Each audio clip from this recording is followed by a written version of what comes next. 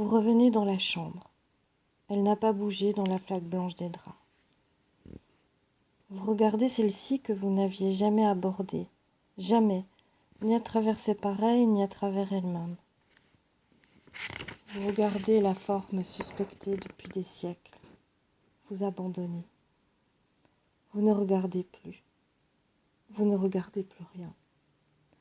Vous fermez les yeux pour vous retrouver dans votre différence, dans votre mort. Lorsque vous ouvrez les yeux, elle est là, toujours.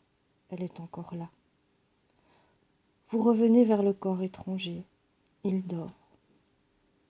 Vous regardez la maladie de votre vie, la maladie de la mort.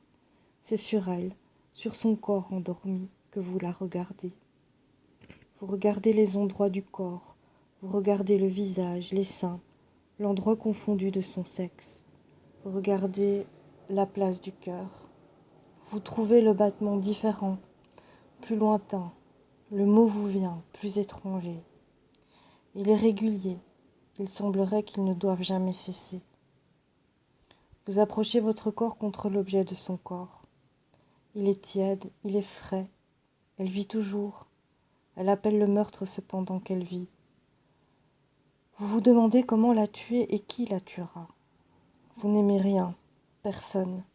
Même cette différence que vous croyez vivre, vous ne l'aimez pas. Vous ne connaissez que la grâce du corps des morts, celle de vos semblables. Tout à coup, la différence vous apparaît entre cette grâce du corps des morts et celle ici présente, faite de faiblesse ultime,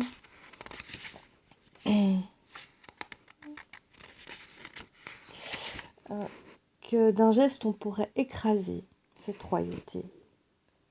Vous découvrez que c'est là, en elle, qu'elle se fomente la maladie de la mort, que c'est cette forme devant vous déployée qui décrète la maladie de la mort. De la bouche entr'ouverte, une respiration sort, revient, se retire, revient encore. La machine de chair est prodigieusement exacte. Penché sur elle, immobile, vous la regardez. Vous savez que vous pourriez disposer d'elle de la façon dont vous voulez, la plus dangereuse. Vous ne le faites pas. Au contraire, vous caressez le corps avec autant de douceur que s'il encourait le danger du bonheur. Votre main est sur le dessus du sexe, entre les lèvres qui se fendent. C'est là qu'elle caresse. Vous regardez la forme des lèvres et ce qui l'entoure, le corps entier. Vous ne voyez rien. Vous voudriez tout voir d'une femme, seul autant que puisse se faire. Vous ne voyez pas que cela vous est impossible. Vous regardez la forme close. Vous voyez d'abord les légers frémissements s'inscrire sur la peau comme ceux justement de la souffrance. Et puis ensuite, les paupières trembler tout comme si les yeux voulaient voir.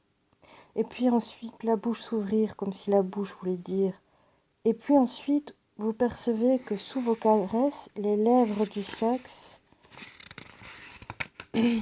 se gonflent et que de leur velours sort une eau gluante et chaude comme serait le sang.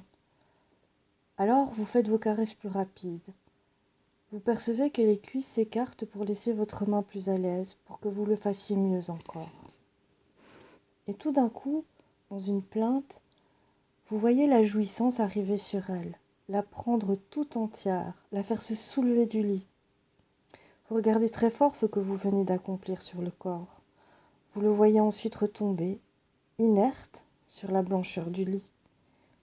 Il respire vite dans des soubresauts de plus en plus espacés, et puis les yeux se ferment encore, plus, et puis il se scelle plus encore au visage, et puis il s'ouvre, et puis il se ferme. Vous avez tout regardé. À votre tour, enfin, vous fermez les yeux. Vous restez ainsi longtemps, les yeux fermés, comme elle.